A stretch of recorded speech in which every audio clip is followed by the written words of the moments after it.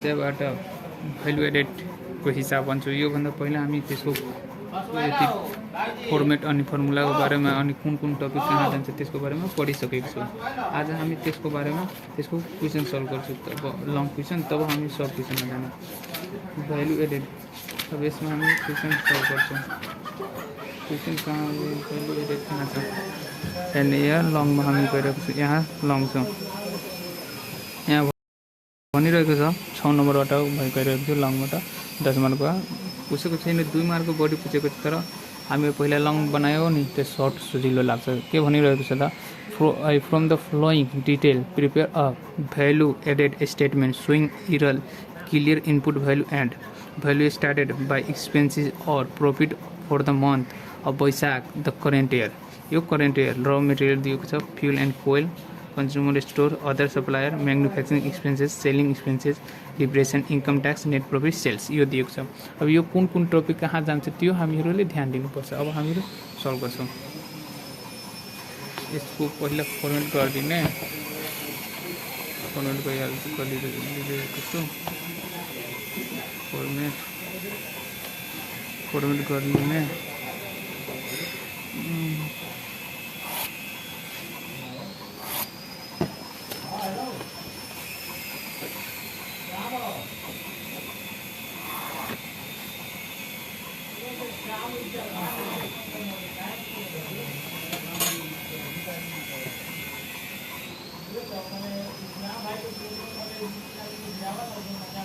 particulars, detail of amount। अब हामीहरू माथि लिख्ने भ्यालु एडेड स्टेटमेन्ट,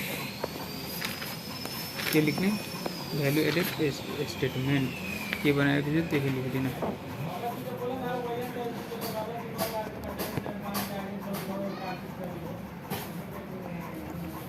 माथि लेख्ने value added statement, value added statement. अब पहिला हामी के खोज्ने, सेल्स। यसमा सेल्स खोज्ने, पहिला सेल्स कति दिएको छ, सेल्स कति छ 1, 10, 100, 1000, 10,000, लाख, 16 लाख, 16 लाख सेल्स। यता सेल्स लेखिदिने, सेल्स कति छ 16 लाख, 16 लाख सेल्स लेखिदियो। अब त्यसमा हेर्ने के, त्यसमा के दिएको छ, अब नेट यति दिएको छैन, के भन्छ सेल्स रिटर्न दिएको छैन भने डाइरेक्टै हामी लेस गरिदिने कस्ट अफ गुड्स सोल्ड। के लेस गर्ने, लेस एमा यही हो नेट सेल। डाइरेक्टै हामी नेट सेल पनि लेख्न यहाँ सक्छौँ। नेट सेल यदि कस्ट अफ दिएको छैन सेल्स रिटर्न त लेस कस्ट अफ गुड्स पढ्न, लेस कस्ट अफ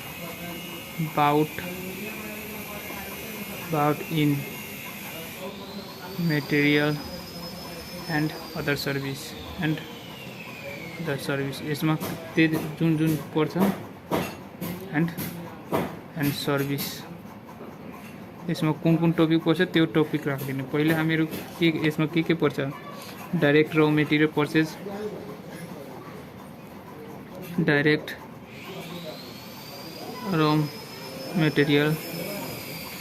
यो पोइन्ट याद गर्ने, कुन कुन पोइन्ट, डाइरेक्ट र मेटेरियल कति दिएको छ 7 लाख, डाइरेक्ट र मेटेरियल यसमा पर्छ, यो आयो 7 लाख। त्यसपछि फ्युल एन्ड कोइल सबै यसैमा पर्छ, फ्युल एन्ड कोइल कति छ 1 लाख। फेरि कंज्यूमर स्टोर, कंज्यूमेबल स्टोर यो सबै यसैमा पर्छ, कति छ यो दिएको, यो पनि 1 लाख। अर्को कंज्यूमर अदर सप्लायर यसैमा पर्छ,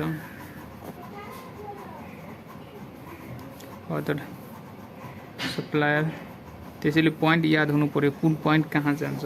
अदर सप्लायर यसैमा पर्छ, कति छ 50,000। मैन्युफैक्चरिंग यसैमा पर्छ, मैन्युफैक्चरिंग expenses यसैमा डालिदिने। कति छ 1 लाख। यहाँ छ मैन्युफैक्चरिंग एक्सपेन्सेस कति छ यहाँ 1 लाख, 1 लाख डालिदियो। अब त्यसपछि सेल्स एन्ड डिस्ट्रिब्युसन पनि दिएको छ। सेलिङ एन्ड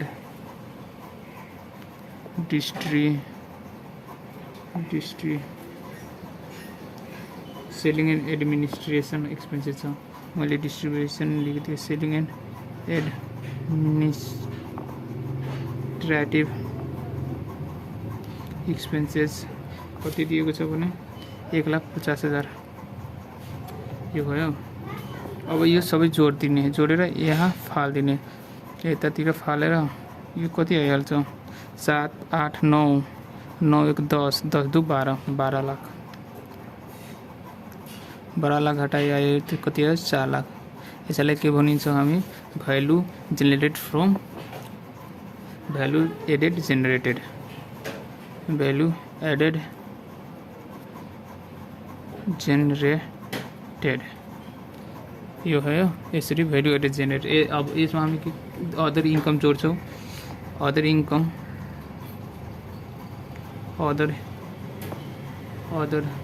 एड यसमा income from investment and other resources. यो पोइन्ट लेख्दा पनि नलेखा पनि हुन्थ्यो किनकि यसमा दिएको छैन। त्यो किन लेख्ने, लेखिदियो मैले त। अब लेखिदियो त के गर्ने, अब लेखिहाल्यो भने अब गरिदिने। अब यो भयो, यो बन्यो तपाईँको, यो बन्द गरिदिने। यो कति आयो 4 लाख आयो। यसलाई के भनिन्छ total value added. Total value added. अब हामी के गर्छौँ एप्लाइड एज फलो। अब यसैको नीचे बनाउँछु के दिएको छ त्यो पोइन्ट दिएको छ, तुमने पोइन्ट राख्ने। के छ इम्प्लोइको तिरेको छ केही छैन त के दिएको छ ट्याक्स दिएको छ। टु पे गभर्नमेन्ट त्यो दिएको छ। 1 नम्बरमा टु पे गभर्नमेन्टलाई तिरेको छ। किन यो पोइन्ट लेख्यो किनकि ट्याक्स दिएको छ यहाँ। त्यसैले यो जुन पोइन्ट दिएको छ इन्कम ट्याक्स, त्यो इन्कम ट्याक्स कति दिएको छ। इन्कम ट्याक्स तपाईँको 1 लाख दिएको छ। यो डाइरेक्टै उठाएर यता मैले फालिदियो 1 लाख। अब आयो दोस्रो नम्बरमा के छ, दोस्रो नम्बरमा अर्को के छ डिप्रिसिएसन छ। यहाँ डिप्रिसिएसन यसमा आउँछ। त्यो डिप्रिसिएसन के आउँछ to maintenance and asset of एउटा टपिक परेको थियो to maintain and asset of यति त्यही त्यसमा डालिदिने। के थियो त्यो टु प्रोभाइड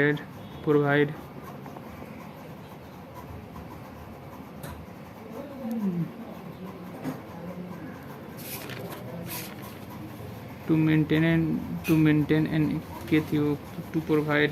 त्यो टपिकको नाम के बिर्सिहालेँ के थियो भने टु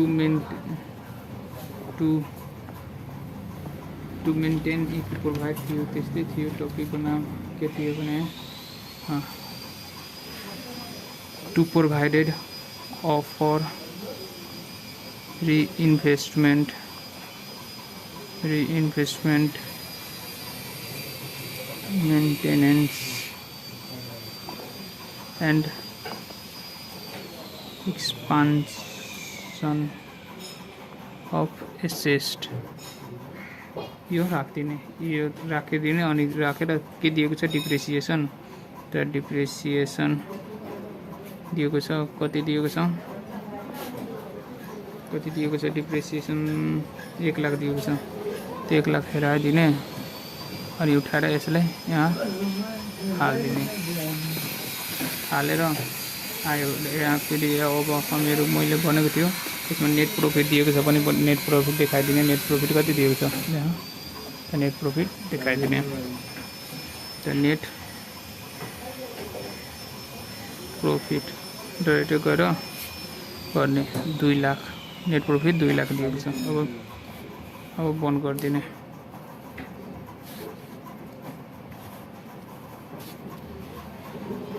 बन्द गरिदिने।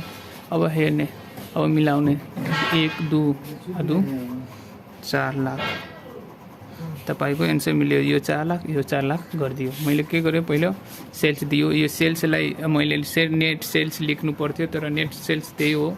सेल्स रिटर्न गर्दा त सेल्स रिटर्नहरू त कति 16 लाख दियो। त त्यसबाट हामी के गर्यौँ first about in material and service त्यसबाट के पर्यो त्यो पोइन्ट र मेटेरियल यो फ्युल कन्ज्युमर यो सबै घटाएर अनि तब आउँछ भ्यालु एडेड जेनेरेटेड।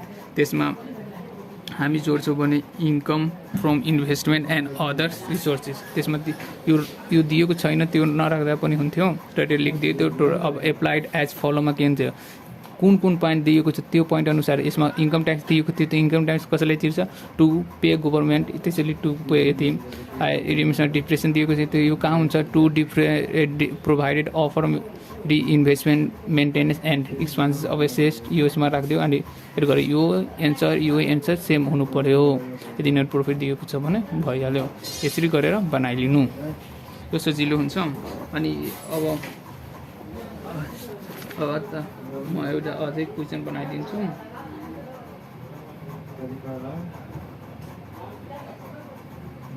अब कहिलेकाहीँ न नेट प्रॉफिट हुँदैन नि यो नेट प्रॉफिट दिएको हुँदैन। त्यसमा हामीले अलिक थप्छौँ जुन पैसा थप्छौँ नि त्यसलाई नेट भ्यालु पिरियड पनि भन्छ। अब म एउटा 8 नम्बरको क्वेसन फेरि बनाइदिएको छु।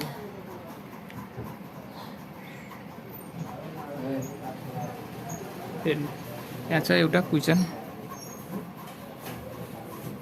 छ यो 8 नम्बरको। यसमा 2टा पूछेको छ। यो मैले बनाइदिएको छु। यतातिर फेरि फर्मेट बनाउने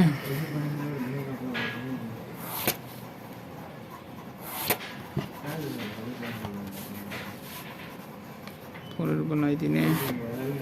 यो सजिलो हुन्छ खालि अलिक कुन पोइन्ट कहाँ जान्छ त्यो याद गर्नुपर्छ।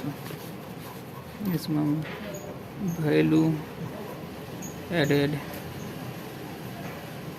स्टेटमेन्ट यसमा पर्टिकुलर्स अमाउन्ट अनि यो बनाएपछि 2 नम्बर यो क्वेसन बनाउँछु त्यो हेर्छु कसरी बनाउने। यसमा के दिएको छ पहिला हेर्ने। सेल्स दिएको छ सेल्स त्यो सेल्स लेखिदिने। सेल्स कति छ भने सेल्स कति दिएको छ 8,25,000। यसमा सेल्स रिटर्न पनि दिएको छ।